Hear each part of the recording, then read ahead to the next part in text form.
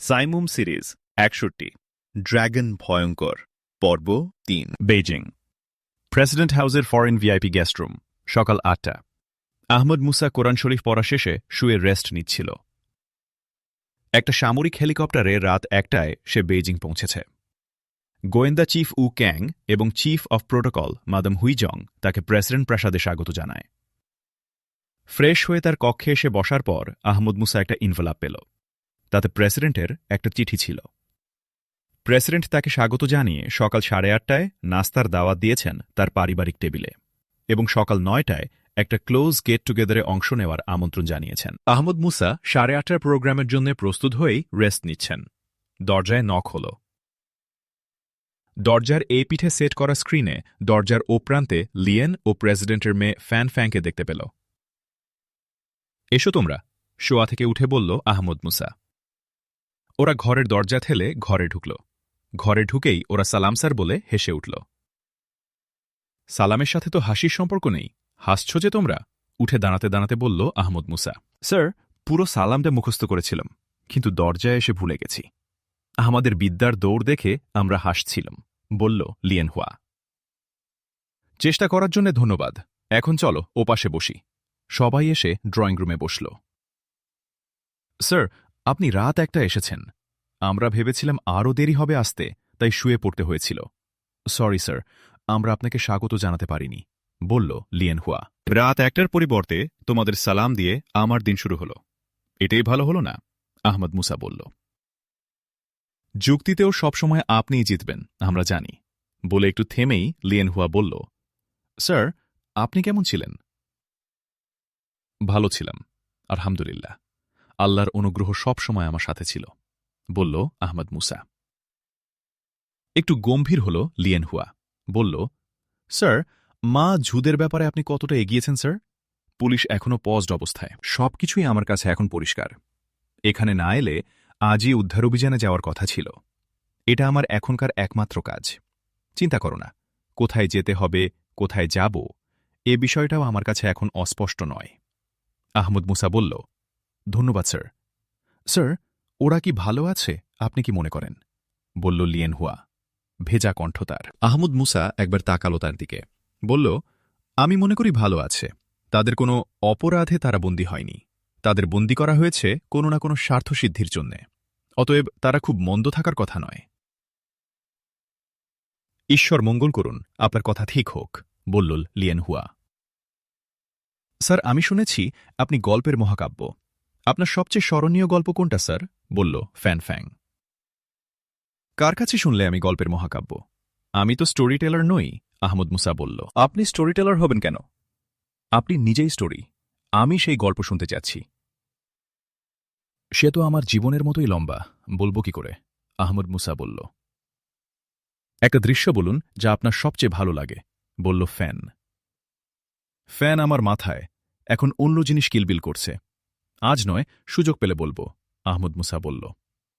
কাল বলবেন, ওয়াদা করুন, বলল ফ্যান। কাল পর্যন্ত কি আমি থাকব? ওনারা কি জন্য ডেকেছেন শুনে আজকেই চলে যাব। অনেক কাজ আছে, আহমদ মুসা বলল। আজই যাবেন? বলল লিয়েন হুয়া। দোয়া করো ওদের কাজ যেন আজ শেষ হয়, আহমদ মুসা বলল।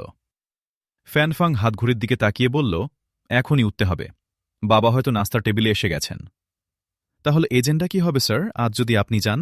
বলল ফ্যানফাং। বিবেচনায় থাকল। ভেব না, আহমদ মুসা বলল। স্যার, আসুন আমরা উঠি। ফ্যান ঠিকই বলেছে, মামা এসে যেতে পারেন।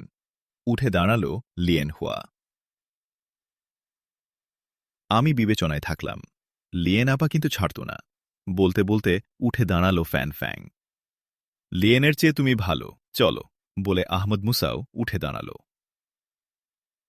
আহমদ মুসাকে স্বাগত জানানোর মধ্যে দিয়ে নাস্তা শুরু হল। টুকিটাকি কথার মধ্যে দিয়ে নাস্তা চলল। একসময় ম্যাডাম প্রেসিডেন্ট লি চুন হুয়া জিজ্ঞেস করল আহমদ মুসাকে, বাবা তোমার বাড়ি নাকি কানসুতে? জি, আমি কানসুর ছেলে, বলল আহমদ মুসা। আমি শুনে খুব খুশি হয়েছি। আমাদের ছেলে তুমি জগৎজোড়া নাম করেছ। এখন কেউ কি নেই কানসুতে তোমার? ম্যাডাম প্রেসিডেন্ট বলল। মা পেছনের কথা আমি স্মরণ করি না। কেউ কানসুতে আছে কিনা জানি না, জানার কোনো সুযোগ পাইনি। কান থেকে উদ্বাস্তু হয়ে আমরা কিং হাই হয়ে তিব্বতের দিকে যাবার সময় বাবা, মা, ভাই, বোন সবাইকে হারিয়ে ফেলি। তারপর এমন কেউ আমার ছিল না যার কাছে বিষয়টা আমি জানতে পারি, বলল আহমদ মুসা। আহমদ মুসার কণ্ঠ ভারী, আবেগরুদ্ধ হয়ে পড়েছিল তার কণ্ঠ। ম্যাডাম প্রেসিডেন্ট এবং সবার খাওয়া বন্ধ হয়ে গিয়েছিল। সবার চোখ আহমদ মুসার উপর নিবদ্ধ। সবাই বিস্মিত, বিব্রত। বেদনায় ভারী হয়ে উঠেছে ম্যাডাম প্রেসিডেন্টের চোখ মুখ। সরি বেটা, বলে কয়েক মুহূর্ত চুপ করে থাকল ম্যাডাম প্রেসিডেন্ট। বলল একটা দীর্ঘশ্বাস ফেলে, সে এক মহা দুঃসময় চীনের উপর দিয়ে গেছে। আজও তার ছিটে ফোটা নানা রকম সন্ত্রাসের মধ্য দিয়ে দেখতে পাচ্ছি। আজকের চীন চেষ্টা করছে অতীতের বিভেদ, বৈষম্য, বিপর্যয়ের ধ্বংসস্তূপের উপর ঐক্য, সংহতি, সমঝোতার উপর এক শক্তিশালী চীনকে গড়ে তুলতে।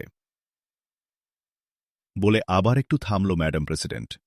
মুহূর্তকাল পরেই আবার বলল, ধন্যবাদ বেটা, তুমি অতীতকে স্মরণে রাখোনি ঠিকই, কিন্তু চীনকে তো ভুলে যাওনি। ভুলে যাইনি মা, জন্মভূমি চীনকে আমি ভালোবাসি, তাই তো আমি বারবার আসি। মা, আপনার মতো আমিও চাই এখানকার জাতিসত্তাগুলো জাতিগত, আদর্শগত ও সাংস্কৃতিক স্বাতন্ত্র্য রক্ষা করেই সমঝোতা, সমন্বয়, সংহতির এক মহান চীন করে তুলুক, বলল আহমদ মুসা। আবেগ জড়ানো তার কণ্ঠ। ধন্যবাদ আহমদ মুসা। অতীতের শত কাহিনী আমারও জানা আছে। তোমার পরিবারের ঘটনা আমাকে অভিভূত করেছে। মানুষ যেমন ভুল করে, তেমনি জাতীয় নেতাদেরও ভুল হয়। ভুল শোধরানোর ক্ষমতাও মহান চীনের আছে। আমরা অনেক দূর এগিয়েছি, আরও এগোতে চাই। চাই আমরা, তুমি যেমনটা বলেছ, তেমনি একটা চীনকে গড়ে তুলতে। এই পথে প্রবল শুক্র অতীতে যেমন ছিল, এখনও তেমনি আছে। প্রেসিডেন্ট একটু থামল। চায়ের কাপ হাতে নিয়ে একে চুমুক দিয়ে বলল, লিচুন ঠিকই বলেছে, তুমি চীনের ছেলে, তোমাকে নিয়ে আমরা গর্বিত। বলেই প্রেসিডেন্ট তাকালো ঘড়ির দিকে। ঘড়ি থেকে মুখ তুলেই বলল, সময় বেশি নেই, ওরা বোধহয় বাইরে অপেক্ষা করছে। উক্যাং, তোমাকে মিটিংয়ে নিয়ে যাবে আহমদ মুসা।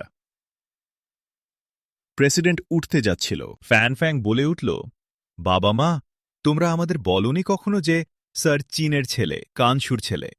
তাহলে তো জগৎবিখ্যাত আহমদ মুসা এখন আমাদের। আমরা এর একটা সেলিব্রেশন করব বাবা। সেটা আমাকে নয়, আহমদ মুসাকে বলো, বলে সবাইকে ধন্যবাদ জানিয়ে হাঁটতে লাগল প্রেসিডেন্ট নিজের ঘরের দিকে। মা, আমি উঠছি, বলে উঠে দাঁড়াল আহমদ মুসা। বলল আহমদ মুসা লিয়েন হুয়াদের দিকে তাকিয়ে, তোমরা আমাকে নিয়ে চলো উ ক্যাঙ্গের কাছে। তার আগে বলুন, কবে সেলিব্রেশন? বাবা তো বলে গেলেন আপনাকে বলার জন্যে, বলল ফ্যান ফ্যাং। দেখো ফ্যান, তুমি প্রেসিডেন্টের মেয়ে, ডাক্তারডা, বিজ্ঞানী ফাজি ঝাও, জনপ্রিয় যুবনেতা মা ঝুদের কিডন্যাপারদের হাতে বন্দি রেখে সেলিব্রেশন কি খুব সুন্দর হবে? তুমিই বলো। ধন্যবাদ, পাশ কাটাবার মোক্ষম যুক্তি পেয়ে গেছেন স্যার। লিয়েন আপার স্বার্থে এটা মানদাম, বলল ফ্যান ফ্যাং মুখ টিপে হেসে। আর চোখে মামের দিকে একটু তাকিয়ে ফ্যানের দিকে চোখ পাকিয়ে লিয়েন হুয়া বলল, চলো স্যারকে দিয়ে আসি। প্রেসিডেন্ট প্রাসাদের একটি সভাকক্ষ। প্রেসিডেন্ট তখনও আসেননি। প্রেসিডেন্টের স্ট্যান্ডিং নিরাপত্তা কমিটির জরুরি বৈঠক। ঘড়িতে 9টা বাজল।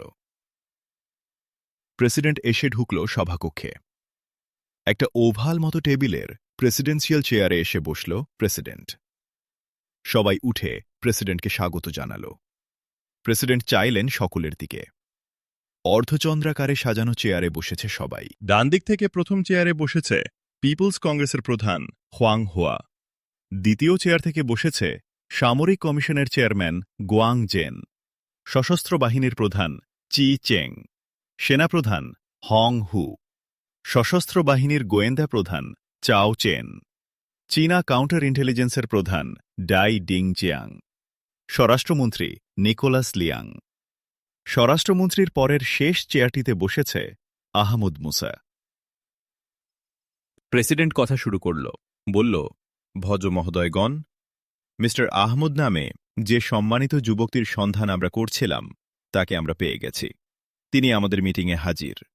প্রথমে তার সাথে সবার পরিচয় হওয়া উচিত। আমি স্বরাষ্ট্রমন্ত্রীকে অনুরোধ করছি পরিচয় করিয়ে দেবার জন্যে।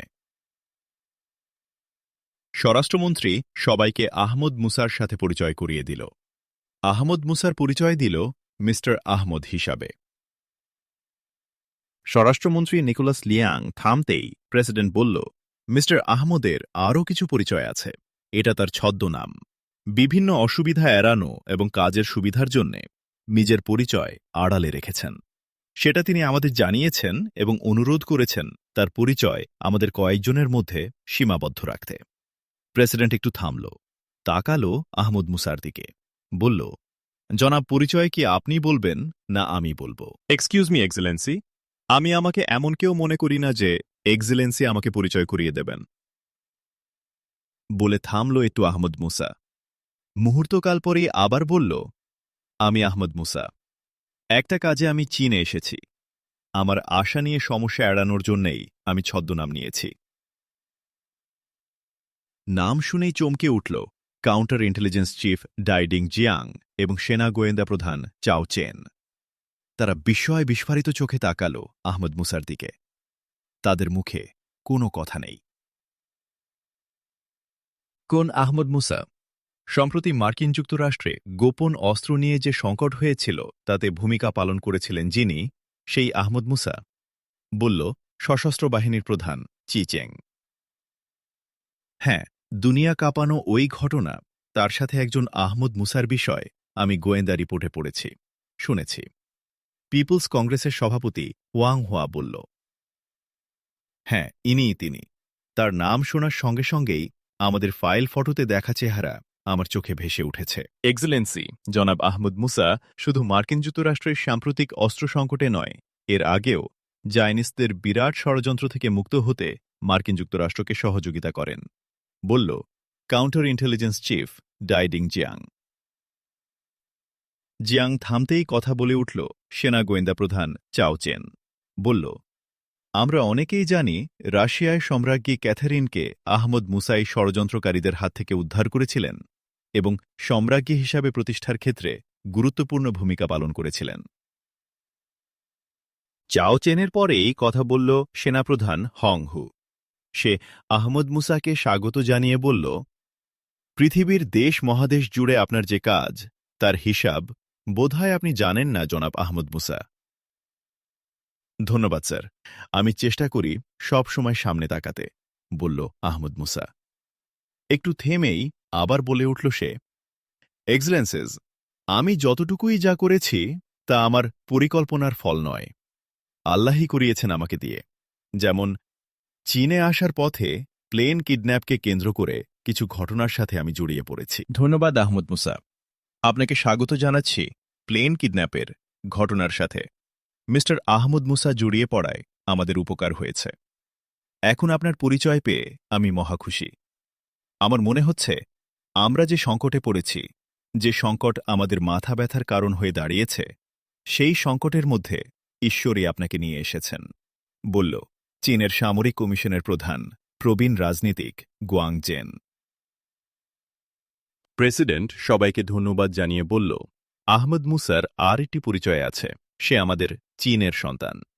কানসুতে সে জন্মগ্রহণ করে। অতীতের এক দুঃখজনক ঘটনায় অন্য অনেকের মতো তার পরিবারকেও দেশ ছাড়তে হয় আহমদ মুসার বালক অবস্থায়। কিন্তু সে জন্মভূমি চীনকে ভুলেনি। এর আগে সে 2 বার সিংকিয়াং অঞ্চলে এসেছে। 2 বারই সে কেন্দ্রীয় সরকারের সাথে সিংকিয়াংয়ের মুসলিম নেতৃবৃন্দের সমঝোতা প্রতিষ্ঠায় প্রধান ভূমিকা পালন করেছে। থামল প্রেসিডেন্ট।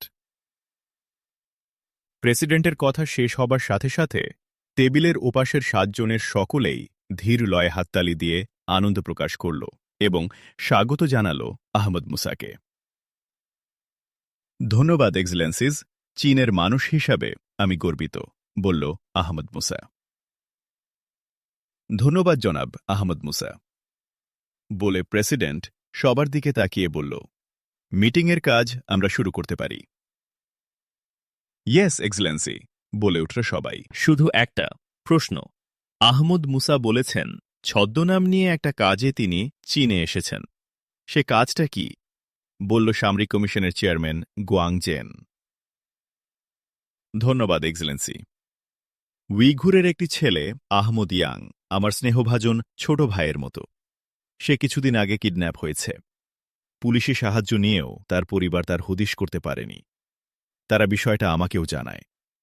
আমি টোকিওতে একটা সম্মেলনে এসেছিলাম।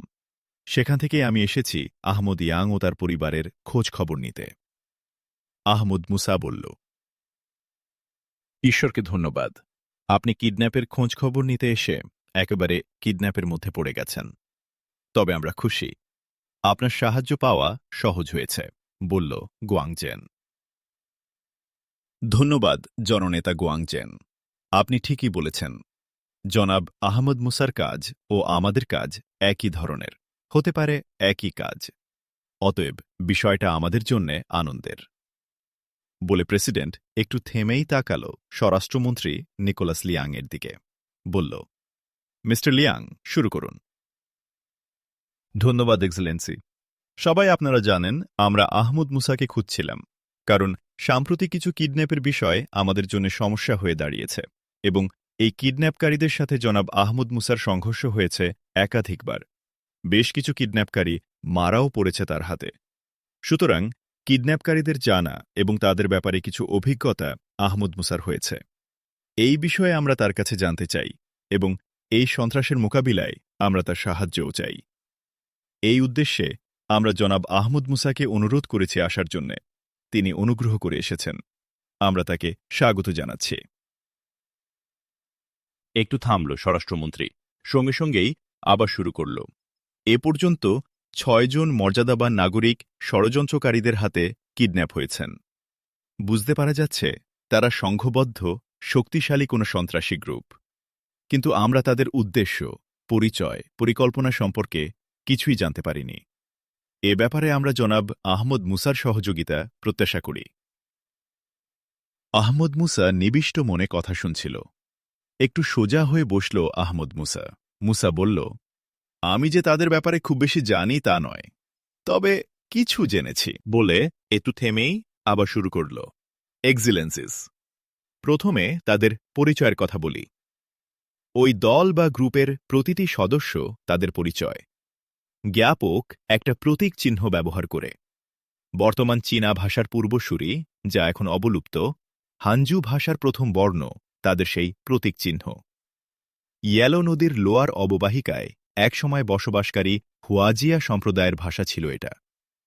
সন্ত্রাসী গ্রুপটি রিভলভার বা স্টেন গানের বাট বা ব্যারেলে, তাদের জামা বা জ্যাকেটের ভেতরের কলার ব্যান্ডে, তাদের হাতের আংটিতে তারা এই চিহ্ন ব্যবহার করে। উপস্থিত সকলেই একে অপরের মুখ চাওয়াচাওয়ি করতে লাগল। তাদের চোখে মুখে বিস্ময়। কাউন্টার ইন্টেলিজেন্সের প্রধান ডাই ডিং জুয়াং বলেই উঠল, যারা এ পর্যন্ত সংঘর্ষে মারা গেছে তাদের সবার সাথে কি এই প্রতীক চিহ্ন ছিল? বিমানে, কিংদাও বিমানবন্দরে এবং জিবেরা শহরের ২ তলা বাড়ির চত্বরে যারা মারা গেছে তাদের লাশ পরীক্ষার সুযোগ আমার হয়নি।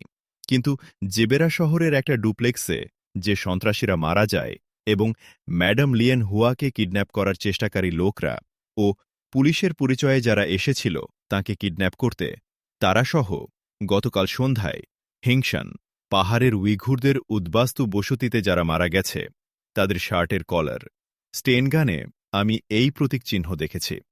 আর আহমদ মুসার কথার মাঝখানেই স্বরাষ্ট্রমন্ত্রী বলে উঠল, হিংশানের উইঘুর বসতিতে ওই কিডন্যাপকারী সন্ত্রাসী গ্রুপের লোকরাই কি আক্রমণ করেছিল? হ্যাঁ, আমি সেটাই দেখেছি, বলল আহমদ মুসা। মিস্টার আহমদ মুসা, এদের সংগঠন সম্পর্কে কিছু জানা গেছে কিনা? বলল সশস্ত্র বাহিনী প্রধান হংহু। সংগঠনের পরিচয় বলতে সংগঠন কাঠামো, এর প্রকৃতি, উদ্দেশ্য, রিক্রুট ইত্যাদি বুঝায়। এ ব্যাপারে আমি খুব বেশি এগোতে পারিনি। কিছু জানতে ও বুঝতে পেরেছি। সংগঠনটি প্রাচীন চীনের কাহিনী বা কল্পকাহিনী ব্যবহার করে আল্ট্রা জাতীয়তাবাদী হিসাবে গড়ে উঠতে যাচ্ছে। এক্সেলেন্সি, গতকাল রাতে হেংশান পাহাড়ে উইঘুর বসতি আক্রমণ করতে এসে যারা নিহত হয়েছে তাদের যিনি কমান্ডার ছিলেন তার মাথার ক্যাপে একটা মনোগ্রাম পাওয়া গেছে। তাতে জিয়ান ও আর্মি নাম পাওয়া গেছে। এটাই যদি তাদের পরিচয় হয় তাহলে নিশ্চিত করেই বলা যায় চীনের লেজেন্ডারি হিরোর নাম তারা ব্যবহার করছে। জোয়ান উ সম্পর্কে আপনারা সকলেই জানেন। তার একটা ঐশী তরবারি ছিল যা কোনো যুদ্ধে পরাজিত হয়নি। বলা যায় জোয়ান উর সর্বজয়ী একটা মিথ ব্যবহার করে এই সন্ত্রাসীরা চীনা জনগণের সস্তা আবেগকে ব্যবহার করতে চাচ্ছে। অন্যদিকে প্রাচীন চীনের একটা মৃত ভাষার প্রথম বর্ণকে প্রতীক হিসাবে গ্রহণের আরও একটা প্রমাণ হতে পারে। মৃত হানজু ভাষাটি যে জাতির, সেই হুয়াজিয়া সম্প্রদায়ের একজন নেতা হুয়াংজি, যাকে ইয়েলো এম্পারার বলা হয়। 2700 খ্রিস্টপূর্ব অব্দের ইয়েলো সম্রাটের শাসনকালকে গোল্ডেন এজও বলা হয়। এই কালকে সামনে নিয়ে এর সাথে আরও কিছু মিথ বা লোককথা উপকথাকে যোগ করে এক সস্তা আবেগকে ভিত্তি হিসাবে এরা দাঁড় করাতে পারে। আর এটা যদি ঠিক হয় তাহলে তাদের উদ্দেশ্য রাজনৈতিক। আর আহমদ মুসা কথা শেষ করতে পারল না। কি বলছেন আহমদ মুসা বলে প্রায় চিৎকার করে উঠল প্রেসিডেন্ট। বলল আর তো আবেগের সাথে। আহমদ মুসা অত্যন্ত উদ্বেগের খবর দিয়েছেন। যা বলছেন আসলেই তা কি সত্য? ওরা কি এই ধরনের রাজনৈতিক সংগঠন? অন্য সবারই মুখ বিস্ময় উদ্বেগ তাড়িত। তারা যেন বলার ভাষা হারিয়ে ফেলেছে। অনেকটাই নির্বাকের মতো তাকিয়ে তারা আহমদ মুসার দিকে। সরি, এক্সিলেন্সি, আমি আগেই বলেছি আমি সব বিষয় জানি না, কিন্তু যতটুকু জানি তার ভিত্তিতেই আমি আমার মতো দাঁড় করিয়েছি। এক্ষেত্রে আমি কতকগুলো বিষয় বিবেচনা করেছি। যেমন, প্রত্নতত্ত্ববিদ মিস্টার ডাকে প্রথম কিডন্যাপের চেষ্টা করা হয় উডাং পাহাড়ে। পরিকল্পনা করেই তাকে সেখানকার একটা ধর্ম সম্মেলনে নিয়ে যাওয়া হয়। সম্মেলনেরই একজন কৌশলে তাকে সেখান থেকে বের করে এনে বাঁচিয়ে দেন। এই গ্রুপই হেংশান পাহাড়ের চীনের প্রাচীনতম পরিবারের বর্তমান প্রধানকে আটক করে রেখেছিল উডাং পাহাড়ে। আটক জে ঝি শ্যাঙ্গো সেই বন্দিখানায় দুজন প্রহরীর হাতে যে উল্কি দেখেন, সেখানেও ছিল হানজু বর্ণমালার প্রথম বর্ণ। তার সাথে আলোচনা করে জেনেছি তাকে পরিবার সমেত চীনের বাইরে চলে যেতে বলা হয়েছে। না গেলে তার পরিবারের সবাইকে হত্যা করবে। ইতিমধ্যেই মিস্টার জে ঝি শ্যাঙ্গের স্ত্রী ও ছেলেকে হত্যা করা হয়েছে। এই পরিবার ধ্বংস হলে বা চীনের বাইরে চলে গেলে সন্ত্রাসী গ্রুপের নেতার পরিবার চীনের নম্বর 1 প্রাচীনতম পরিবার হতে পারে। মিস্টার শ্যাঙ্গের পরিবারের ধ্বংসকারী এই নেতা, যাকে আমি সন্ত্রাসী গ্রুপের কেন্দ্রীয় ব্যক্তি হিসেবে মনে করি, তার খুব প্রিয় জায়গা উডাং পাহাড়ের আধ্যাত্মিক কেন্দ্রগুলো। অন্যদিকে প্লিজ আহমদ মুসা বলে উঠল প্রেসিডেন্ট আহমদ মুসার কথার মধ্যেই। বলল, আপনার কথাগুলো আমাদের একটু হজম করতে দিন। ডাক্তার ডা আগে আরও একবার কিডন্যাপ প্রচেষ্টায় শিকার হয়েছিলেন জানলেন কি করে আপনি? ডাক্তার ডাই আমাকে বলেছেন আগে একবার নয়, 2 বার তাকে কিডন্যাপের চেষ্টা করা হয়েছিল। আরেকবার বেইজিং উপকণ্ঠে একটা সেমিনারে যাওয়ার পথে পাহাড়ি এলাকায় তাকে কিডন্যাপের চেষ্টা করা হয়। পুলিশের 2টি পেট্রোল কার হঠাৎ এসে পড়ায় তাদের চেষ্টা সফল হয়নি। আহমদ মুসা বলল, কিডন্যাপ প্রচেষ্টার এই 2টি ঘটনা আমরা কিংবা কেউ জানে বলে মনে হয় না। তিনি কাউকে বলেননি বলেই মনে হয়, বলল প্রেসিডেন্ট। হাসল আহমদ মুসা, বলল, ডাক্তারডা নিজেই ভুলে গিয়েছিলেন। অনেকভাবে অনেক প্রশ্ন করে আমি এই ঘটনা তার থেকে বের করে আনি। মিস্টার আহমদ মুসা আর একটা গুরুত্বপূর্ণ কথা বলেছেন। ওই ভয়ানক গ্রুপটি কেন্দ্রীয় ব্যক্তি হিসাবে একজনকে সন্দেহ করেছেন।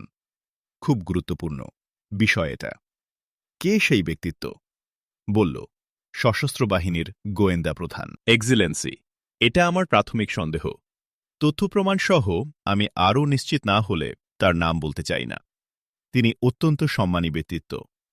আহমদ মুসা বলল, তিনি অত্যন্ত সম্মানী ব্যক্তিত্ব? আমাকে আরও মহা উদ্বেগে ফেললেন আহমদ মুসা। আপনার নিশ্চিত হতে আর কতটা সময় লাগবে?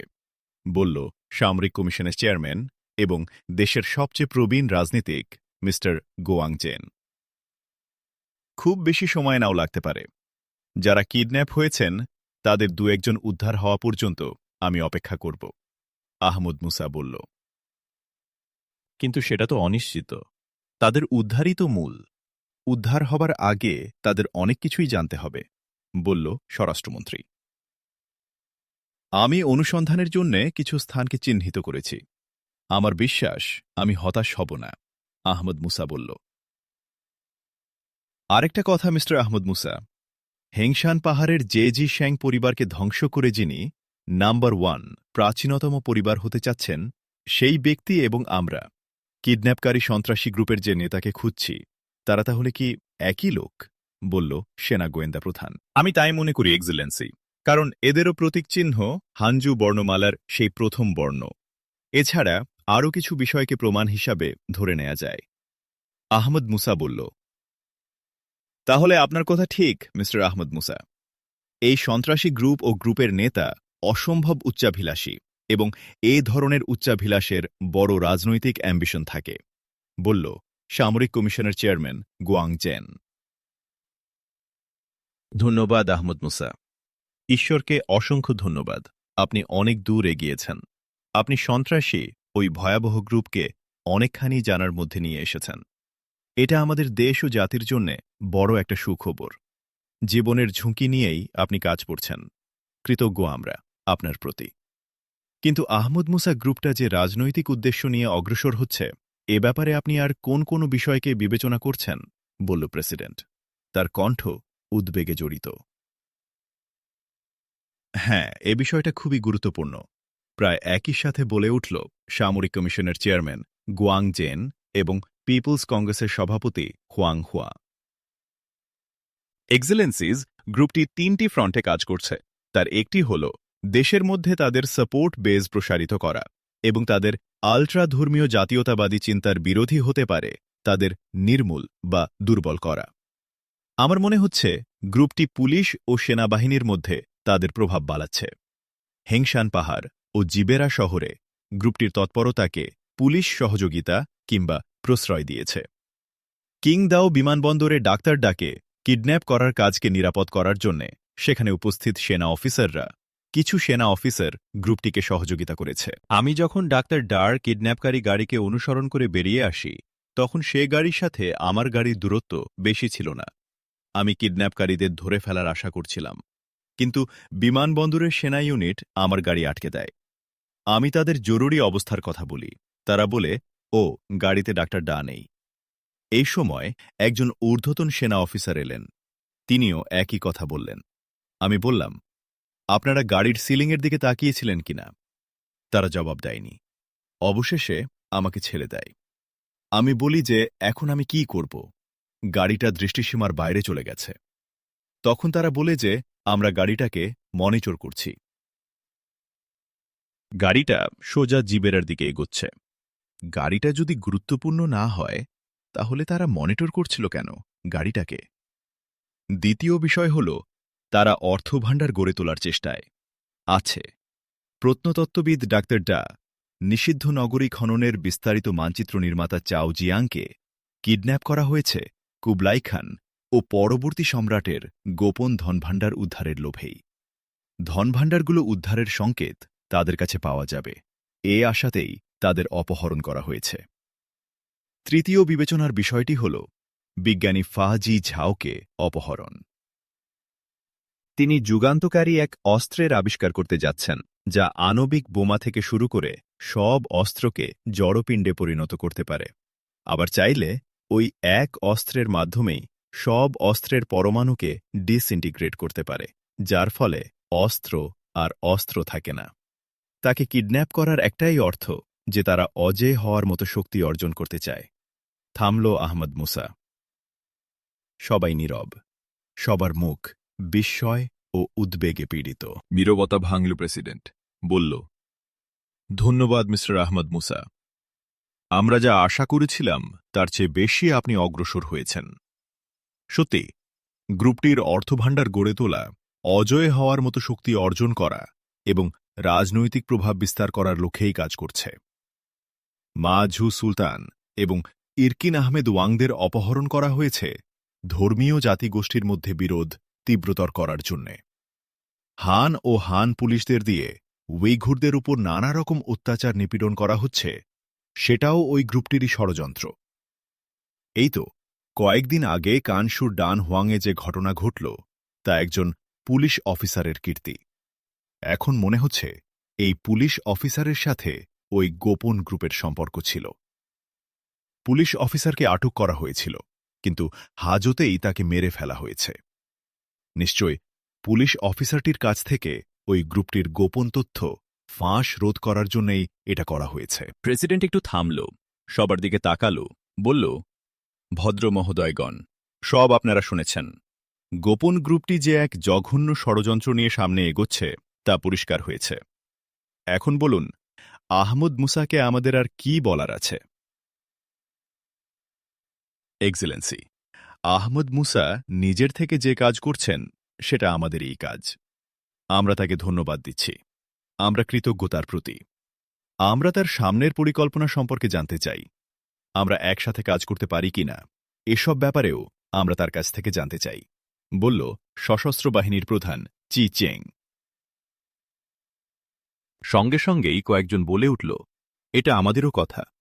সন্ত্রাসী গ্রুপটির বিরুদ্ধে একসাথে কাজ করা যায় কিনা কিংবা সমন্বয়ের মাধ্যমে এগোনো যায় কিনা সেটা দেখা দরকার।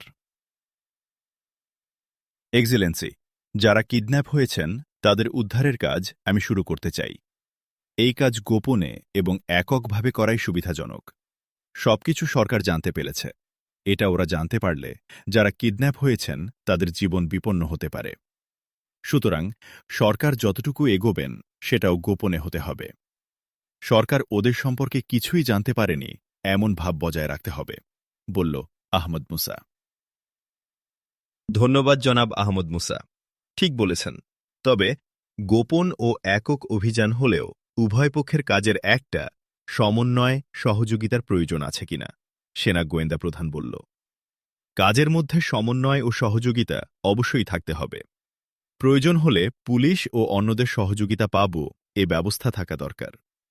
প্রয়োজনে কোথায় কি করতে হবে এ বিষয়টা সরকারের কাকে আমি বলবো এ ব্যবস্থাও থাকতে হবে।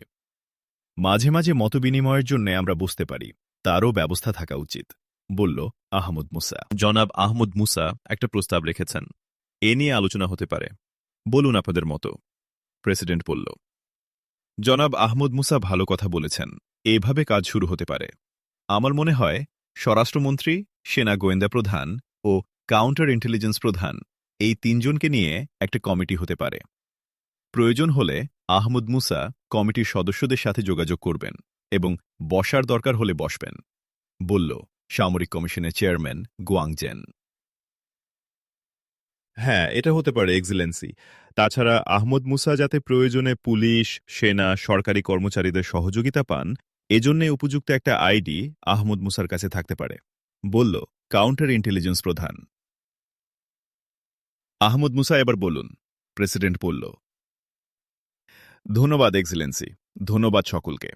এটুকু সাহায্য হলেই আমার আপাতত চলবে। আমার অনুরোধ, সকল পর্যায়ে আমার নামটা গোপন থাকবে। আল্লাহ করুন কিডন্যাপড হওয়া সকলকে উদ্ধার যদি করতে পারি, সেক্ষেত্রেও আমার নামটা গোপনই থাকবে, বলল আহমদ মুসা। আলোচনা বোধহয় আমরা শেষ করতে যাচ্ছি। আমার আরেকটা কথা, ষড়যন্ত্রকারীরা হান উইঘুর হুঁইদের মধ্যে বিরোধ সংঘাত বাঁধাতে চাচ্ছে। এটা যাতে না পারে তার ব্যবস্থা করতে হবে। এজন্যে আমাদের পুলিশ ও সেনা কর্তৃপক্ষ সকলকেই সতর্ক হতে হবে। কোনো জাতিসত্তার অন্যায়, সংহতি বিরোধী দাবি ও তাদের অবিচারমূলক কাজ যেমন আমরা সহ্য করব না, তেমনি তাদের প্রতি আমরা কোনো প্রকার অবিচারও করব না।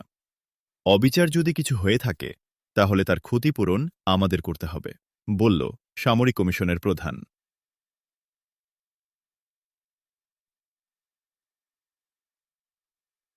ধন্যবাদ মিস্টার গুয়ানজেন। আপনি যা বললেন সেটাই আমাদের পলিসি। কোথাও পলিসির ভায়োলেশন হয়তো হয়েছে, আবার কোনো কোনো ধর্মীয় সত্তার কিছু বাড়াবাড়িও আছে। উভয় ক্ষেত্রে যদি সচেতনতা ও সমঝোতা ফিরে আসে এবং আইন ও সুবিচারকে সবকিছুর ঊর্ধ্বে তুলে ধরা হয়, তাহলে এক্ষেত্রে সংকট দূর হবে। এ ব্যাপারে আমরা আহমদ মুসারও সহযোগিতা চাই। আরও 2 বার সিংকিয়াংয়ে এসে এই কাজই তিনি করেছেন, বলল প্রেসিডেন্ট। একটু থেমেই প্রেসিডেন্ট আবার বলে উঠল, আমার মনে হয় আজ আলোচনা এখানেই শেষ করতে পারি। সকলকে ধন্যবাদ, বলে প্রেসিডেন্ট উঠে দাঁড়ালো সকলেই। কানে কানে স্বরাষ্ট্রমন্ত্রী আহমদ মুসাকে বলল, জনাব আহমদ মুসা, সব কন্ট্রাক্ট নাম্বার এখনই আপনি পেয়ে যাচ্ছেন। আইডিটাও আজই একটু পরে পাবেন। ধন্যবাদ। আহমদ মুসা বলল। প্রেসিডেন্ট চলে গেছে, সবাই বেরিয়ে এলো মিটিং রুম থেকে। আচ্ছা চেংজি, বলো তো, এমন জেলখানা কোথাও দেখেছ? বলল লুঝি। কি রকম জেলখানা? চেংঝি বলল। চেংঝি লুঝি সেক্রেটারি। তাকে লুঝির সাথে ধরে আনা হয়েছে। এই যে আমরা যেখানে আছি, সেটা একটা সুন্দর বাড়ি, আধুনিক সুযোগ সুবিধা, আলমারি ভর্তি কাপড় চোপড়, দামি কসমেটিক্স, 4 বেলা খাবার পাচ্ছি আমরা মানসম্মত। এমন তো কোনো জেলখানা হয় না, কিংবা শত্রুকে আটক রাখার কেন্দ্রও তো এমন হয় না, বলল লুজি। আপনি কার মেয়ে দেখতে হবে তো? আপনাকে খারাপ জায়গায় রাখার সাহস ওরা করতে পারে? চেংজি বলল। কেন, আমাকে ধরে আনার সময় আমি কার মেয়ে সেটা তো ভাবেনি। তারা ধরে আনতে তারা বাধ্য হয়েছে। তাদের দৃষ্টিতে তুমি তো খুব ছোট অপরাধ করনি। ধরে আনলেও তোমার স্ট্যাটাস যেমন তেমন অবস্থায় তোমাকে রেখেছে। চেংজি বলল। আচ্ছা, আমার সাথে তোমাকে ধরে আনলো কেন? তুমি তো দোষ করনি, বলল লুঝি। আমাকে ধরে আনার মাধ্যমে আমার মুখ বন্ধ করতে পেরেছে। না ধরে আনলে আমাকে মেরে ফেলতে হতো, চেংঝি বলল। ওরা মুখোশ পরা ছিল, ওদের কাউকেই তুমি চেনোনি, তাহলে তোমাকে তারা ভয় করবে কেন? বলল লুঝি। না চিনলেও আমি চেঁচামেচি করতাম, তার ফলে নিরাপদে পালানো অসুবিধাজনক হতো।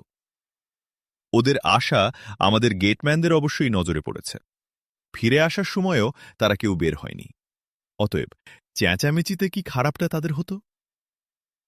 বলে একটু থেমেই লুজি বলল, আসলে তোমাকে ধরে এনেছে আমাকে সঙ্গ দেবার জন্যে।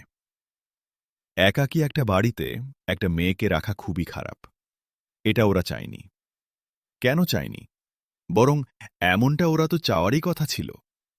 এর উত্তর কি বলো? হ্যাঁ ম্যাডাম, এটা একটা বড় প্রশ্ন, চেংজি বলল। আরও একটা মজার জিনিস দেখো, ওদের দেয়া খাবার জিনিসগুলোর ব্যাপারে খেয়াল করেছ? আমি সব সময় যা পছন্দ করে এসেছি এবং এখনও যা আমি পছন্দ করি, নাস্তা, লাঞ্চ, ডিনারে, সেসব জিনিসই দেয়া হচ্ছে। আমার টেস্ট সম্পর্কে, আমার পছন্দ সম্পর্কে ওরা জানল কি করে?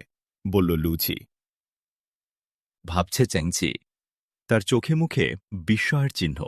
বলল, হ্যাঁ তাই তো ম্যাডাম। এর তাহলে অর্থ কি? আপনার বাবা কি ওদের সাথে কোনোভাবে যোগাযোগ করেছে? বাবা ওদের সাথে যোগাযোগ করে এই সুন্দর ব্যবস্থা করলে আমাকে উদ্ধার করছে না কেন? বলল লুঝি। তার কণ্ঠ ভারী। চেংছি তাকালো লুঝির দিকে, বলল, অযথা মনকে কষ্ট দেবেন না। স্যার অনেক বড়, অনেক সম্মানী মানুষ। তিনি কোনো ব্যাপারে ক্রিমিনালদের কাছে নতি স্বীকার করতে পারেন না। তিনি নিশ্চয়ই উদ্ধারের চেষ্টা করছেন। পুলিশকে তো এই জায়গাটা খুঁজে পেতে হবে। ক্রিং করে একটা বেল বেজে উঠল। খাবার দিতে এসেছে মুখোশধারীরা। খাবার নিয়ে এসে মুখোশধারী একজন বেল বাজায়, সঙ্গে সঙ্গে খাবার আনতে যেতে হয়। বাইরের দেয়ালে গোল একটা ঘুলঘুলি খুলে যায়। কয়েকটা কোল্ড ও হটপটে করে খাবার ওই ঘুলঘুলি দিয়ে নিতে হয়। খাবার চ্যাংচি সবসময় নিয়ে থাকে। আজ ক্রিং শব্দ হওয়ার সাথে সাথে লুঝি উঠে দাঁড়িয়ে ছুটল সেই ঘুলঘুলির দিকে। তার পেছনে পেছনে চ্যাংচিও। ঘুলঘুলি তখন খুলে গেছে। ঘুলঘুলি দিয়ে দেখা যাচ্ছে খাবার পটগুলো নিয়ে একজন মুখোশধারী দাঁড়িয়ে আছে। দৌড়ে গিয়ে লুঝি ঘুলঘুলিতে মুখ লাগিয়ে বলল, তোমরা খাবার নিয়ে যাও। আমরা আজ থেকে কোনো কিছুই আর খাব না। আমাদের ছেড়ে না দেয়া পর্যন্ত আমরা কোনো খাদ্যে হাত দেব না। মুক্তি অথবা মৃত্যু, এ দুয়ের একটা আমরা চাই। এটাই আমাদের শেষ কথা। বলে চেংঝির হাত ধরে টেনে নিয়ে চলে এলো লুঝি। এ কি করলেন ম্যাডাম? এটা ঠিক হলো না, আমরা বিপদে পড়েছি। এ সময় মনের সাথে শরীরকেও সবল রাখতে হবে, বলল চেংচি। আমি আমার শেষ কথা বলে দিয়েছি চেংচি। আমি খাব না। বাবা যদি কোনোভাবে আমাদের ভালো থাকা ও ভালো খাওয়ার ব্যবস্থা করে থাকে, তাহলে তিনিও জানুন আমরা তার ভালো খাওয়া খাচ্ছি না, বলল লুঝি। কিছু বলতে পারল না চেংচি। তার মনেও নানা প্রশ্ন। বন্দিখানা এটা, কিন্তু কোনো কিছুই বন্দিখানার মতো নয়। যারা খাবার দিয়ে যায়, যারা মাইক্রোফোনে পাশে কোথাও থেকে কথা বলে, তারা সম্মানের সাথে কথা বলে। মেয়ে ছেলে বা মেয়ে প্রহরী ছাড়া কেউ ভেতরে আসে না। এটা তাকে বিস্মিত করেছে। এরা যদি শত্রু হয়, তাহলে এই সম্মান মর্যাদা দেওয়ার কথা নয়। ওরা ধরে নিয়ে আসার সময়ই মান মর্যাদা হারাবার শঙ্কাই তার মনে প্রথম জেগেছিল। লুঝি ম্যাডাম ঠিকই বলেছেন আমাকে নিয়ে। আশা হয়েছে তাকে সঙ্গ দেওয়ার জন্যেই। কোনো ক্রিমিনাল বা শত্রুদের তো এই বিবেচনা থাকার কথা নয়। তারা লুঝিকে একাই চাইবার কথা। লুঝি ম্যাডাম বারবার তার বাবার কথা আনছে কেন? কি করবেন তিনি? চেষ্টা তিনি নিশ্চয়ই করছেন। কিন্তু তিনিই যদি তাদের খাওয়া থাকার এই স্পেশাল ব্যবস্থা করে দিয়ে থাকেন, তাহলে তো তিনি এদের জানেন। তাদের মুক্তির ব্যবস্থা তিনি করেননি, করছেন না কেন? এই বিষয়টা নিশ্চয় লুঝি ম্যাডামের মনকে পীড়া দিচ্ছে বেশি। এই মানসিক অবস্থার কারণেই কি তিনি খাবার ছেড়ে দেওয়ার কথা বললেন?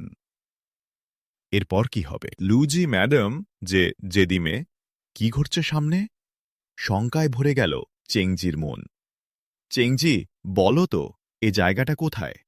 বলল লুঝি। চেংজির চিন্তাসূত্র ছিন্ন হয়ে গেল। সংবিত ফিরে পেয়ে তাকালো লুজির দিকে। একটু ভেবে নিয়ে বলল, যতা বলা মুশকিল ম্যাডাম। জানালা দিয়ে দূরে কিছুই দেখা যায় না। চারদিকেই দেখা যায় গাছপালা। গাছপালার ফাঁক দিয়েও কিছু দেখা যায় না। কোনো দিক থেকেই কোনো কথা শোনা যায় না। এসব কিছু থেকে জায়গার নাম অনুমান করা মুশকিল। ছাদটাও উঁচু দেয়াল ঘেরা। সেদিন পানির ট্যাঙ্কিতে চড়ে দূরে কোনো বাড়ির ছাদের উপর বা পিলারের উপর একটা বিজ্ঞাপন দেখছি। বিজ্ঞাপনটির বটমে একটা টেলিফোন নাম্বার দেখছি। নাম্বারটি পাহাড় এলাকার, আমি নিশ্চিত, বলল লুজি। তার মানে আপনি মনে করছেন আমরা কোনো পাহাড়ি এলাকার কোথাও বন্দী? চেংচি বলল। আমি তাই মনে করছি, বলল লুজি। বাইরের গেট খোলার শব্দ হল এ সময়। উৎকর্ণ হল লুজি এবং চেংচি। তারা ঘুরে দাঁড়িয়ে তাকালো গেটের দিকে। ঢুকল কয়েকজন। সামনেই রয়েছে বাড়িটার সর্বময় শাসক, বিশাল বপু। একজন মেয়ে, মুখে তার মুখোশ, কাঁধে ঝুলানো স্টেন গান, হাতে একটা ব্যাটন। 1.5 ফুট লম্বা ও বেশ মোটা, কাঠের তৈরি কিন্তু লোহার মতো দেখতে। তার পেছনে দুজন স্টেনগানধারী মহিলা, তাদেরও মুখে মুখোশ। স্টেনগান উদ্যত লুঝিদের দিকে। তাদের একজনের হাতে বড় হটপট ক্যারিয়ার। তাদের পেছনে 4 জন পুরুষ, মাসলোম্যান, পরনে প্যান্ট, গায়ে গেঞ্জি। মুখোশ এদের মুখেও। ওরা সোজা এসে দাঁড়াল লুজির সামনে। বিশাল বপু শাসক মেয়েটি লুজির দিকে তাকিয়ে চিৎকার করে বলল, খাবার নিস্তি কেন? চ্যাংজি অবাক হল ওদের কথার ধরনে। আপনি থেকে একদম নেমে তুইতে কণ্ঠ জঘন্য ধরনের কর্কশ। আমি খাবো না বলেছি তো, বলল লুজি। লুজির কথার সাথে সাথেই বিশাল বপু মেয়েটির ব্যাটন বিদ্যুৎ গতিতে উপরে উঠল। তীব্র গতিতে গিয়ে পড়ল লুজির পিঠে। লুজির জন্যে প্রস্তুত ছিল না।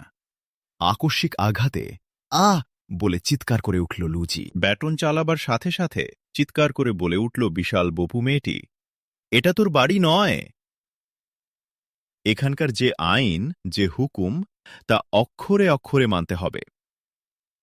চেংজি ছুটে এসে ধরেছিল লুঝিকে। বলল, খাবার সময় তো হয়নি।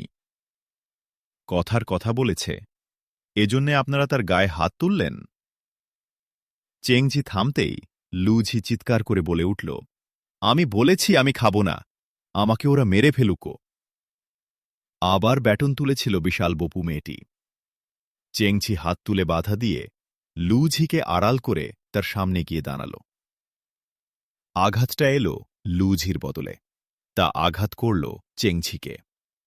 ব্যাটনটি লাগল গিয়ে চেংঝির মাথায়। মাথা থেতলে গিয়ে ঝরঝর করে রক্ত বেরিয়ে এলো মাথা থেকে।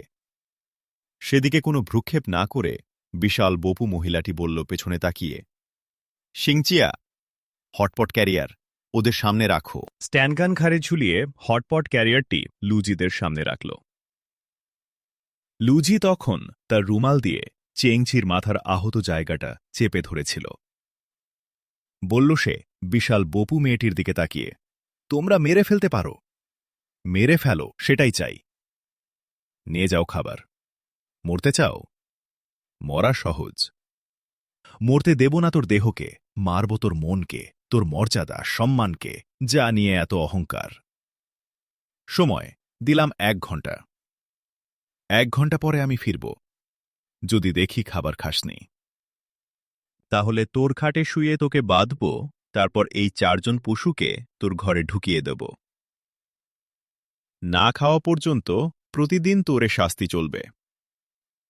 বলেই ঘুরে দাঁড়াল বিশাল বপু মেয়েটি। বাড়ি থেকে ওরা সবাই বেরিয়ে গেল। কান্নায় লুটিয়ে পড়ল চেংজি। বলল, ম্যাডাম, এরা অমানুষ, পাষণ্ড, এরা করতে পারে না এমন কাজ নেই। লুজির চোখে কান্না নেই, কান্না শুকিয়ে গেছে। সে ফার্স্ট এইড বক্স এনে চেংজির মাথায় ব্যান্ডেজ বেঁধে দিল। কোনো কথা বলল না। চেংঝি 2 হাত দিয়ে লুজির হাত চেপে ধরে কান্নার সুরে বলল, ম্যাডাম, এদের সাথে গণ্ডগোল করে লাভ নেই।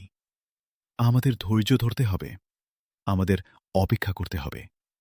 চেংঝি, আমি যা বলেছি সেখান থেকে আমি নড়ব না। আমি দেখতে চাই এরা কত দূর যেতে পারে। কারো পায়ের তলায় মাথা দিয়ে যে বাঁচা, সে বাঁচা আমি বাঁচতে চাই না। আহমদ মুসার কাছ থেকে বাঁচার অর্থ আমি বুঝেছি, বলল লুঝি। কিন্তু তুমি যা চাইছ, আহমদ মুসা তা চাইতেন না। মেয়েদের একটা সীমাবদ্ধতা আছে। শত্রুর হাতে পড়লে তাকে ধৈর্যশীল ও কৌশলী হতে হয় নিজেকে রক্ষা করার জন্যে। আহমদ মুসা নিশ্চয় এটা পছন্দ করতেন। চেংজি বলল, তুমি যা বলতে চাচ্ছ আমি তা বুঝেছি চেংজি। আমাকে ওরা মেরে ফেলতে পারে, কিন্তু আমার গায়ে ওরা হাত দিতে পারে না। শয়তানদের হুকুমের দাস না হয়ে আমি শেষ পর্যন্ত দেখতে চাই। আমি মুসলিম হইনি বটে, কিন্তু আহমদ মুসার আল্লাহ কি আমাকে দেখবেন না? আমি তো আহমদ মুসার আল্লাহর উপর খুব বিশ্বাস রাখি, বলল লুঝি। তার 2 চোখ দিয়ে অশ্রু গড়িয়ে পড়ছিল। বাড়িটার মাঝখানে একটা ফাঁকা চত্বর, লাউঞ্জ হিসাবেও ব্যবহার হয়। বাড়ির সকলের গেট টুগেদারেরও জায়গা এটা হতে পারে। লাউঞ্জটার চারদিকেই নানা রকমের ঘর। এই লাউঞ্জ থেকে 2 তলায় উঠারও সিঁড়ি। লাউঞ্জে বসেই গল্প করছিল লুঝি এবং চেংঝি। চেংঝি কাঁদছিল। কেঁদো না চেংঝি। আহমদ মুসা বলে দুনিয়াটা পরীক্ষা দেওয়ার জায়গা। কে ভালো কাজ করে, ভালো পথে চলে, এটাই আল্লাহ দেখতে চান। এ কারণে নীতি ও আদর্শের উপর থাকাটাই আসল কাজ। কিন্তু আহমদ মুসার নীতি আদর্শ তো আমি জানি না, তবে আমি যেটা ভালো বুঝেছি সেই ভালো কাজটাই করার জন্য আমি চেষ্টা করছি। আজও ওদের অন্যায় ও ভয় দেখানোর কাছে নতি স্বীকার করব না, বলল লুঝি। কিন্তু যুদ্ধক্ষেত্রেও মানুষ কৌশল হিসাবে পিছু হটে। সময় ক্ষেপণের জন্যে কৌশলের আশ্রয় নিতে আমরা পারি না। চেংছি বলল, এটা করা যায় না তা নয়, কিন্তু আমি দেখতে চাই বাবা কতদূর যেতে পারেন, বলল লুঝি। এর মধ্যে আপনার বাবাকে টেনে নিয়ে আসছেন কেন? তিনি নিশ্চয় বসে নেই, কিছু করছেন। চেংছি বলল, তুমি জানো না চেংছি, বাবা এদেরকে চেনেন, জানেন, কিন্তু এরপরও। কথা শেষ করতে পারল না লুঝি, কান্নায় ভেঙে পড়ল। আবার দরজা খোলার সেই শব্দ। ভেতরে এলো আগের সেই টিম। সামনে সেই বিশাল বপু মহিলা, তার হাতে হ্যান্ড মেশিন গান, তার পেছনের 2 মহিলা গার্ডের হাতে স্টেন গান। পেছনে সেই 4 জন মাসলম্যান যুবক, তাদের কোমরে ঝুলানো রিভলভার। লুজির সামনে এসে দাঁড়াল সেই বিশাল বপু মহিলা। লুজির মুখটা অশ্রু ধোঁয়া, কিন্তু 2 চোখে আগুন। বলল, ম্যাডাম, আপনি তো দেখছি যুদ্ধসাজ নিয়ে এসেছেন।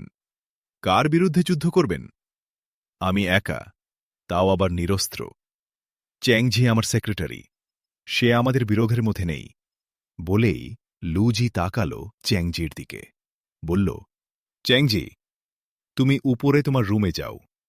না, আমি আপনাকে ছেড়ে কোথাও যাব না, বলে কেঁদে উঠল চ্যাংজি। তোমাদের নাটক শুনতে আমি আসিনি। বলেই লুজির দিকে তীব্র দৃষ্টিতে তাকিয়ে বিশাল বপু মহিলা বলল, দেখা যাচ্ছে খাবার যে জায়গায় ছিল সেখানেই পড়ে আছে। তার মানে তুমি খাওনি, খাবে না? সে তো আগেই বলেছি, বলল লুজি। বিশাল বপু মহিলাটি তার হাতের হ্যান্ড মেশিন গানের ব্যারেল উপরে তুলে এক পোশলা গুলি বৃষ্টি করল। তারপর হ্যান্ড মেশিন গান লুজির দিকে তাক করে পেছনের 2 জন মহিলাকে বলল, তোমরা দুজনে লুজিকে উপরে ওর রুমে নিয়ে চলো, আর গুন্ডা সন্ডারা 4 জন এসো। পেছনের 2 জন স্টেনগানধারী মহিলা লুজির দুপাশে এসে দাঁড়াল, বলল, উঠে দাঁড়ান ম্যাডাম, চলুন। লুজি উঠে দাঁড়ানোর ভঙ্গিতে কোমর পর্যন্ত দেহটা সোজা করেই 2 হাত সামনে প্রসারিত করে বিশাল বপু মেয়েটার 2 হাঁটুর নিচটায় আঘাত করার জন্য ঝাঁপিয়ে পড়ল। বিশাল বপু নিয়ে মেয়েটা উপুর হয়ে মুখ থুবড়ে পড়ল লুঝির গায়ের ওপর।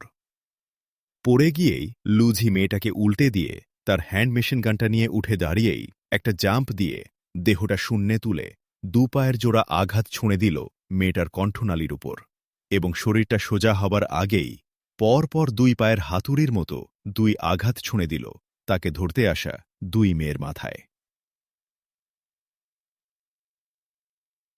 বিশাল বপু মহিলাসহ 3 জনই মাটিতে পড়েছে।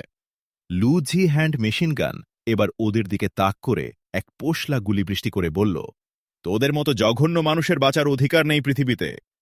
এদিকে 4 মাসলোম্যান ততক্ষণে ঘিরে ফেলেছে লুঝিকে। তাদের সকলের হাতেই উদ্যত রিভলভার। একজন চিৎকার করে বলল, আমাদের 4 জনকে একসাথে মারতে পারবে না। হ্যান্ড মেশিন গানের ট্রিগারে হাত দিলেই হয় মরতে হবে, নয়তো আহত হয়ে ধরা দিতে হবে। আমাকে মারতে পারো, আমাকে ধরতে পারবে না। বলেই লুঝি তুলল তার হ্যান্ড মেশিন গান। কক্ষে মিল ডিম লাইট, ভৌতিক পরিবেশ। এই ভৌতিক পরিবেশে বিশাল টেবিল সামনে নিয়ে সিংহাসনাকৃতির কালো চেয়ারে বসে আছে কালো এক ছায়ামূর্তি। আপাদমস্তক কালো পোশাক, মুখে সাদা মুখোশ। দেখলে মনে হবে কমিকের কিং অথবা ভয়ঙ্কর এক দৈত্য। তার বা পাশে সাইড টেবিলে ইন্টারকম কথা বলে উঠল, এক্সেলেন্সি বিজ্ঞানী ডাক্তার শিনহুয়াকে নিয়ে এসেছেন আমাদের চিফ কমান্ডার হুইদাই। আমি অপেক্ষা করছি, বলল সাদা মুখোশের কালো মূর্তি। এই সাদা মুখোশের কালো মূর্তিটি জুয়ান উ, চীনের লেজেন্ডারি হিরোর ডামি। সম্প্রতি উদয় হয়েছেন চীনে তিনি উডাং পাহাড়ে পবিত্র সাম্রাজ্য প্রতিষ্ঠার জন্যে।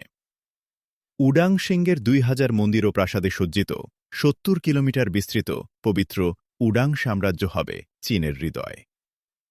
পবিত্র হৃদয় তার দেহকে মুক্ত করবে অপবিত্র লোকদের স্পর্শ থেকে। এই পবিত্র সাম্রাজ্যের জোয়ান উর রয়েছে একটা গোপন সংগঠন, জোয়ান উ উডাং আর্মি, সংক্ষেপে জুয়া, JUUA। চীনের বিশেষ ঐতিহ্য মার্শাল আর্টে সজ্জিত এই বাহিনী। প্রাচীন চীনের হারানো হানজু ভাষার পবিত্র প্রথম বর্ণ হল তাদের প্রতীকচিহ্ন। গোপন এই সংগঠন জোয়ান উ উডাং আর্মি পরিচালনা করে দেশ জুড়ে ছড়ানো জোয়ান উ আর্মি JUA কে। চীনের বিভিন্ন বাহিনীর উৎসর্গিত সদস্যদের নিয়ে তৈরি এই বাহিনী 2 বাহিনীরই চিফ কমান্ডার হুইদাই। বিজ্ঞানী ডাক্তার শিন হুয়াকে নিয়ে ঘরে প্রবেশ করল হুইদাই। দুজনেই দীর্ঘ বাও করল জোয়ানুকে। বাও করে সোজা হয়ে দাঁড়াল দুজন। বসুন, বলল জোয়ানো মুখ না তুলেই। বসল সঙ্গে সঙ্গেই ওরা দুজন। হুইদাই, তুমি কি ডাক্তার শিনহুয়াকে বলেছ আমরা কি জন্যে তাকে ডেকেছি? জোয়ানো বলল রোবোটিক ভাষায়। কথার মধ্যে রসকস, আন্তরিকতা ইত্যাদি কিছুই নেই। মেঘ ডাকের মতোই পতিত হওয়া কথা টুকরা যেন। সব বলেছি, মাই লর্ড, বলল হুইদাই নরম ও নিয়ন্ত্রিত কণ্ঠে। তাকে নিয়ে এসেছ কতক্ষণ আগে হুইদাই? বলল জোয়ানু। 2 ঘণ্টা আগে মাই লর্ড, হুইদাই বলল। ফাইল ইনি পড়েছেন কত ঘণ্টা? বলল জোয়ানু। 1.25 ঘণ্টা মাই লর্ড, হুইদাই বলল। পাঠাগারের কোনো বইপত্র তিনি দেখেছেন? প্রশ্ন জোয়ানুর। Yes my lord. বেশ, কতকগুলো বই তিনি কনসাল্ট করেছেন, কিছু ম্যাগজিনও তিনি দেখেছেন, হুইদাই বলল। ধন্যবাদ ডক্টর শিনহুয়া, আমি খুব খুশি যে আপনি ফাইলটার ভেতরে ঢুকেছেন। এখন বলুন ডক্টর, ফাইলটা কিসের? বলল জোয়ানু। স্যার, ওটা একটা সমাপ্ত প্রজেক্টের ব্রিফিং। ডাক্তার শিনহুয়া বলল। প্রজেক্টটা কি? বলল জোয়ানু। স্যার, ওটা পোস্ট ম্যাটার ম্যাগনেটিক ওয়েপেন্স প্রকল্প। ডাক্তার শিনহুয়া বলল। পোস্ট ম্যাটার ম্যাগনেটিক ওয়েপেন্স টেটের বৈশিষ্ট্য সম্পর্কে কি বলা হয়েছে? বলল জোয়ানু। এখানে 2টি ওয়েপেন্স পাশাপাশি দেখানো হয়েছে। ভিন্ন ভিন্ন বৈশিষ্ট্য 2 অস্ত্রের। একটি অস্ত্র পরমাণুর বিস্ময়কর সংকোচনের মাধ্যমে অস্ত্রগুলোকে জমাট পিণ্ডে পরিণত করে। তখন অস্ত্রগুলো তার সকল কার্যকারিতা হারায়। অন্য অস্ত্রটি পরমাণুর পার্টিকলসগুলোকে বহির্মুখী ফিউশনের মাধ্যমে মারণাস্ত্রকে চোখের পলকে অস্তিত্বহীন করে দেয়। বলে একটু থেমেই ডাক্তার শিনহুয়া বলল, আমি আগেও মিস্টার হুইদাইকে বলেছি, এমন অস্ত্রের বিষয় দুনিয়ার কারও কল্পনার মধ্যেও নেই। এই অবস্থায় অস্ত্র দুটির এই ব্রিফিং এলো কোত্থেকে? আমি কিছুই বুঝতে পারছি না স্যার। ডক্টর যে প্রশ্ন করব তার বাইরে কোনো কথা বলবেন না। কথা তাড়াতাড়ি শেষ করতে হবে, বলল জোয়ান। ডাক্তার শিনহুয়া সরি বলে মাথা নিচু করল। ধন্যবাদ ডক্টর। বলুন তো, ফর্মুলা পাওয়া গেলে এই 2 অস্ত্র তৈরিতে আর কোনো সমস্যা আছে কিনা? বলল জোয়ান। একটু ভাবল ডাক্তার শিনহুয়া, বলল, ফর্মুলা দেখার পর বিষয়টা সুনির্দিষ্টভাবে বলা যাবে। তবে আমি অভিজ্ঞতা থেকে বলতে পারি, সার্বিকভাবে পোস্ট ম্যাটার ম্যাগনেটিক সায়েন্স যতদূর পর্যন্ত এগিয়েছে তাতে কোনো সমস্যা হওয়ার কথা নয়। ধন্যবাদ। ফর্মুলা পাওয়ার পর আর কিছু জানার প্রয়োজন আছে কিনা? বলল জোয়ানু। ফর্মুলার সাথে অনেক সময় আলাদাভাবে ব্যাখ্যামূলক বা মন্তব্যধর্মী পরিশিষ্ট থাকতে পারে, সেটাও প্রয়োজনীয় একটা দলিল। ডাক্তার শিনহুয়া বলল। আপনি বললেন এ ধরনের অসম্ভব অস্ত্রের পরিকল্পনা দুনিয়ার কারও মাথায় নেই। যদি তাই হয় তাহলে ফর্মুলা দেখলেই বিষয়টা কিভাবে তাদের মাথায় আসবে? বলল জোয়ান। স্যার, বিজ্ঞানে জানা ও অজানার মাঝের দেয়াল খুবই পুরু, আবার খুবই পাতলা। একটা আবিষ্কার দাঁড়িয়ে থাকে একটা কনসেপ্টের উপর। কনসেপ্টেরই আরেকটু বিস্তারিত রূপ ফর্মুলা। সুতরাং কনসেপ্ট বা ফর্মুলা পেয়ে গেলে সবই পরিষ্কার হয়ে যায়। ডাক্তার শিনহুয়া বলল। ধন্যবাদ ডক্টর, বলে জোয়ানু তাকালো হুইদাইয়ের দিকে। বলল, ডক্টর সাহেবকে নিয়ে যাও, তাকে বিশ্রামে রাখো। উঠে দাঁড়ালো জোয়ানু। ডক্টর শিনহুয়া ও হুইদাইও উঠে দাঁড়াল। ওরা বেরিয়ে যেতেই ঘড়ির দিকে তাকালো জোয়ানু, আর সেই সাথেই তার ইন্টারকম কথা বলে উঠল, মাই লর্ড, জিপিং লাইনে। বলল জোয়ানুর সেক্রেটারি। আমি তার অপেক্ষা করছি, বলল জোয়ান। ওপার থেকে মাই লর্ড বলে শুরু করতেই জোয়ান বলে উঠল, তোমাদের ওখানে সব রেডি? ইয়েস মাই লর্ড, বলল ওপার থেকে জিপিং। আর কথা নয়, আমি আসছি, বলল জোয়ান। ঘুরে বসেই জোয়ান তার টেবিলের অদৃশ্য প্রায় একটা বাটনে তর্জনী চাপল। সঙ্গে সঙ্গেই তার চেয়ারটি চোখের পলকে নিচে নেমে গেল। এক জায়গায় এসে চেয়ারটি স্থির হতেই তার সামনে লিফটের একটা দরজা খুলে গেল। লিফটের দরজার পরেই দাঁড়ানো গাড়ি। জোয়ান উ গিয়ে গাড়িতে উঠল। গাড়ির সিটে গা এলিয়ে দিল। গাড়ির ফ্লোর থেকে উঠে এলো একটা স্ক্রিন। তাতে ভেসে উঠল একটা রাস্তার দৃশ্য। দেখছে সে রাস্তায় ছুটছে তার গাড়ি, আগে পিছে এবং ডান বায়ের সব দৃশ্য তার চোখের সামনে। স্ক্রিনের এক কোণায় ইনসেটে দেখতে পাচ্ছে তার ডেস্টিনেশন ড্র্যাগন কেভ এবং তার চারপাশের লাইভ দৃশ্য। ড্র্যাগন কেভের বন্দি ব্যারাক। ঘুম থেকে চোখ মেলেই ফাজি ঝাও তাড়াতাড়ি ঘড়ির দিকে তাকাল। সকাল 10টা। বই পড়তে পড়তে ফাজি ঝাও ঘুমিয়ে পড়েছিল। নাস্তার সময় পার হয়ে গেছে। এ বন্দিখানায় নাস্তা দেয় সকাল 9টায়।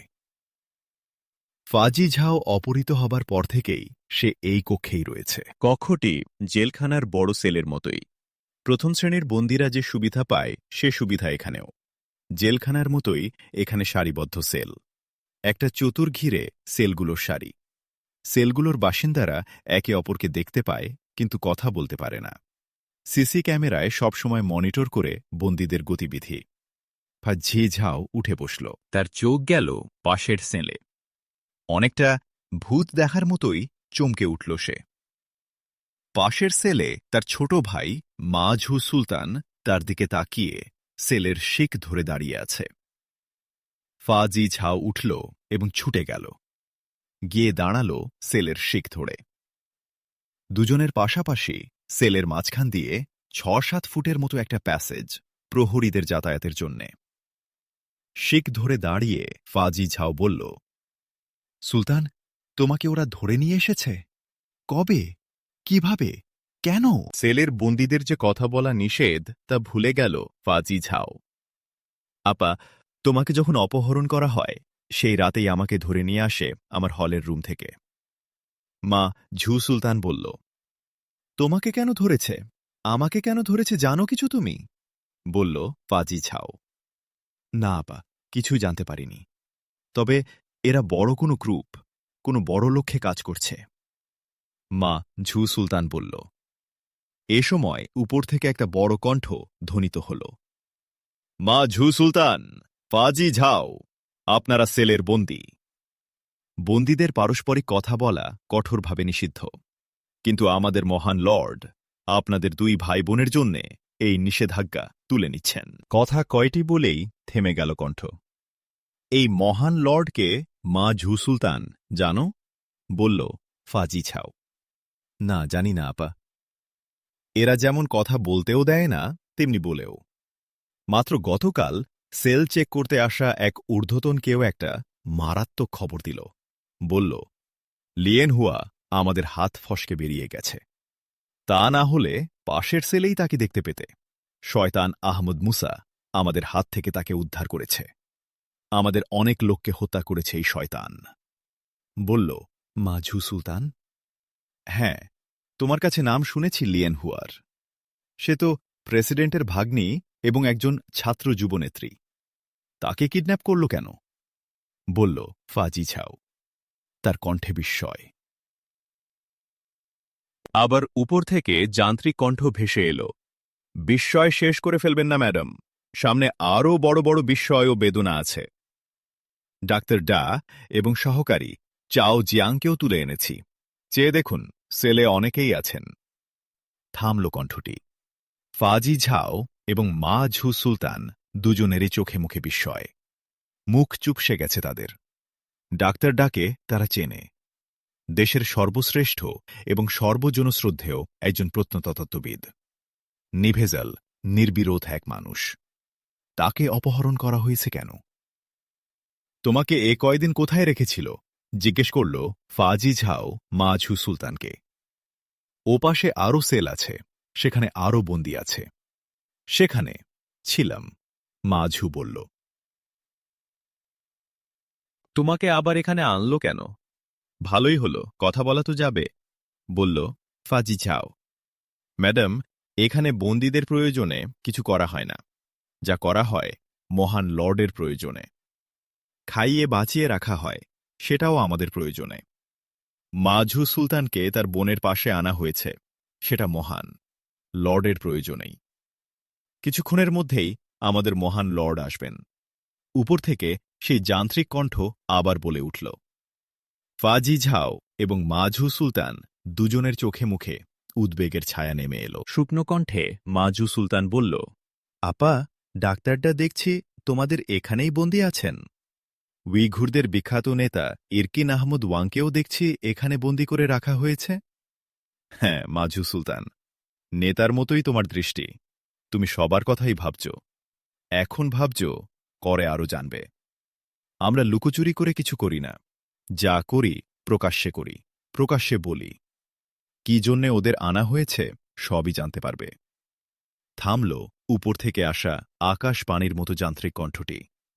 একটু পরেই কণ্ঠটি আবার বলে উঠল, ম্যাডাম ফাজি ঝাও, আপনি নাস্তা করেননি, তাড়াতাড়ি করে নিন। থামল কণ্ঠটি। নাস্তা করনি আপা? যাও খেয়ে নাও, বলল মাঝু সুলতান। আচ্ছা বলো তো, তুমি ছাত্র, আমি শিক্ষক, ডাক্তারটা একজন প্রত্নতত্ত্ববিদ। আমরা কেন এখানে? আমি ফাজি ঝাওয়ের কথায় বাধা দিয়ে মাঝু সুলতান বলল, থাক এসব কথা আপা, বলে কোনো লাভ নেই। দেখা যাক, আল্লাহ ভরসা। যাও খেয়ে নাও। ফাজি ঝাও নীরবে ঘুরে দাঁড়াল। চলতে শুরু করল বেডের দিকে। বেডের ওপারে ছোট্ট একটা টেবিল, ওখানেই খাবার ঢাকা দেয়া আছে। ঢাকনা তুলল খাবারের ট্রে থেকে। মন কিছুটা খুশি হয়ে উঠল। আজ ব্রেড বাটারের সাথে ডিম আছে, ফল আছে। এ কদিন থেকে নাস্তায় খাচ্ছে শুধুই ব্রেড বাটার। আজ নাস্তায় এই উন্নতি কেন? সবাই কি এরকম পেয়েছে? ডাক্তার ডা এবং ইরকিন আহমদ ওয়াংয়ের কথা মনে পড়ল। খারাপ হয়ে গেল মন। ডাক্তার ডা সম্পর্কে সে বেশি কিছু জানে না, কিন্তু সে দেশের বড় গুণী লোক, এটা সে জানে। আর ইরকিন ওয়াংয়ের কথা বাবার কাছে সে অনেক শুনেছে। উইঘুরদের সম্মানী ও শীর্ষ নেতা। বসল ফাজি ঝাও চেয়ারে, টেনে নিল নাস্তার ট্রেটা।